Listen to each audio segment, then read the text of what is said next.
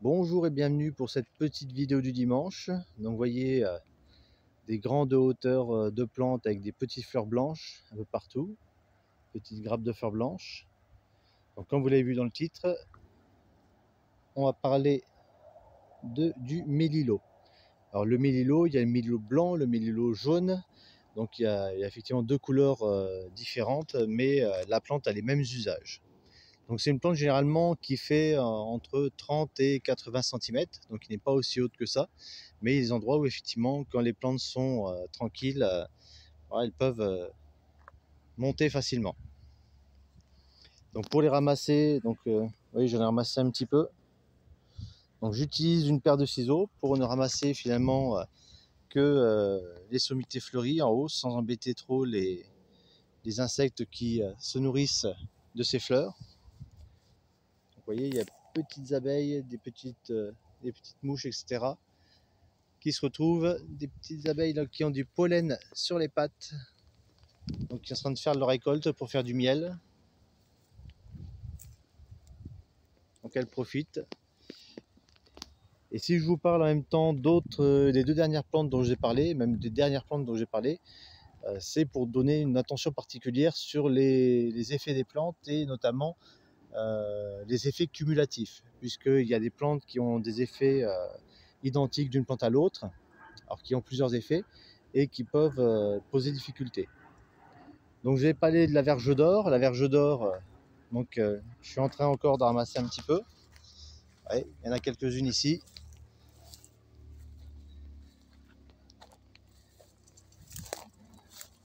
Hop. Et la verge d'or, là, on est sur le bon moment pour la ramasser.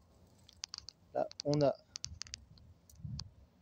des fleurs qui commencent à sortir, donc c'est le bon moment pour ramasser certaines tiges. Alors pas toutes, c'est quelque chose sur lequel il faut faire attention à ne pas finalement prendre toute la plante si c'est pour en laisser une partie sur place, qui ne sera pas utilisée par la suite.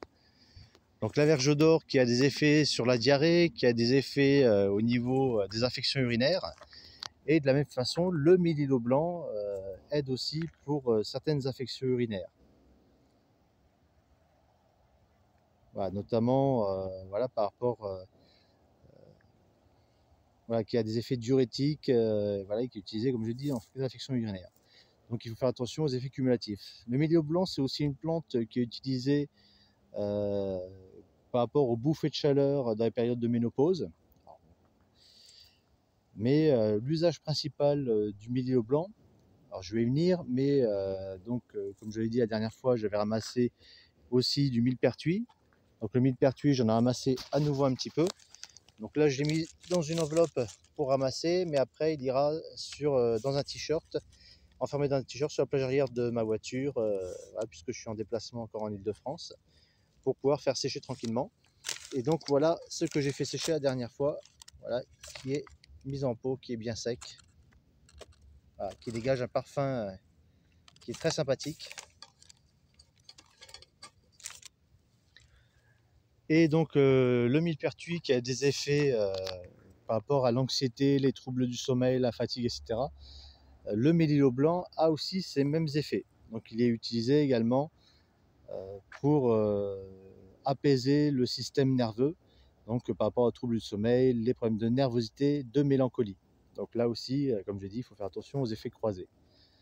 Après, l'utilisation principale, au-delà de l'aspect cuisine que je l'ai dit, à mettre dans du lait pour faire donner un petit parfum de vanille aux plantes, le mélilo blanc est utilisé principalement par rapport aux problèmes circulatoires, en cas d'insuffisance réneuse, d'hypertension, d'hémorroïdes, puisque c'est une plante qui réduit les œdèmes véno-lymphatiques, par rapport aux hémorroïdes et l'hypertension, puisque c'est une plante qui contracte les fibres musculaires autour des vaisseaux sanguins. Donc ça peut aider également, comme je l'ai dit, pour les œdèmes. Donc si vous avez un œdème, vous pouvez l'utiliser en cataplasme, et sinon vous l'utilisez pour l'usage précédent que je vous ai donné, en infusion à boire. Donc comme toujours, prenez toutes les précautions nécessaires par rapport à la plante, assurez-vous bien d'avoir la bonne plante devant vous quand vous ramassez, et n'hésitez pas à prendre conseil auprès de votre pharmacien au besoin. D'ailleurs, ce qui est dommage, c'est qu'il n'y a plus d'herboristerie comme il y en avait à une certaine époque. Et d'autant plus quand on voit la réduction, comment dire, de certains médicaments qui deviennent difficiles à trouver, où il y a des pénuries il y a quelques mois de cela d'aspirine. Donc s'intéresser aux plantes, c'est quelque chose qui peut être vital. Et puis au-delà, voilà, pour ceux qui veulent avoir une utilisation plus naturelle au niveau pour se soigner, voilà, n'hésitez pas à vous renseigner suffisamment quand vous prenez une plante. Après, c'est utilisé aussi par rapport aux gènes et aux irritations oculaires, voilà, sous forme de collyre. Voilà, par exemple, dans les conjonctivites, voilà, c'est quelque chose qui est utilisé. Donc, pareil, faites infuser quelques fleurs et vous utilisez sous forme de collyre. Et donc, comme j'ai dit, en cataplasme, ça peut aider aussi dans les entorses, les douleurs rhumatismales. Donc, c'est une plante qui a beaucoup d'usages. Donc des infections de la peau aussi, causées par les bactéries type streptocoque et staphylocoque, et également les piqûres d'insectes, donc utilisées en cataplasme. Donc c'est sûr que là, en peu de temps, ça fait beaucoup d'informations. De toute façon, je vous mets toujours dans la description une petite liste des usages de la plante. Et je vous mettrai là aussi les recommandations, certaines recommandations au niveau des effets cumulatifs de certaines plantes. Alors voilà, c'est vraiment quelque chose de très rapide. Comme toujours, quand vous prenez des plantes, assurez-vous bien d'avoir la bonne plante devant vous. Au besoin, n'hésitez pas à vous renseigner auprès de personnes compétentes. Et puis les dosages, toujours faire attention aussi au dosage. Alors là, le dosage pour cette plante, c'est une cuillère à café pour 250 millilitres d'eau. Voilà. Après, n'hésitez pas à diluer un peu plus. Et puis, voilà, à vous aller voir votre médecin au besoin, ou votre pharmacien, ou un herboriste, si vous avez la chance d'en avoir près de chez vous. Sur ce, je vous souhaite un bon dimanche. Moi, je vais finir tout doucement ma récolte. Bon, je récolte encore un petit peu. Et je vais continuer ma journée. Je reviendrai vers vous pour une prochaine plante très rapidement. Passez un bon dimanche.